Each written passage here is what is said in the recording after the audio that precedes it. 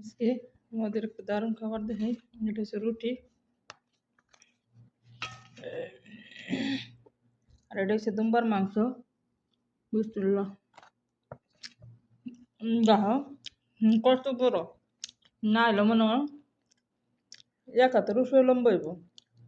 এটি ভিতরে কিভাবে বের করে খাইব, ফের জানা থাকলে কয়ে তো দেখি। ভিতরে এটা তো বের করা যাবে না, তাই না?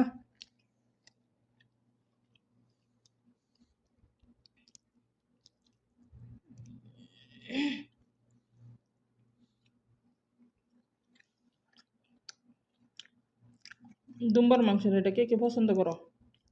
এটার কি কয়, নলি কয় নাকি এটা তো জানি না। এটা তো হাড্ডি নাকি?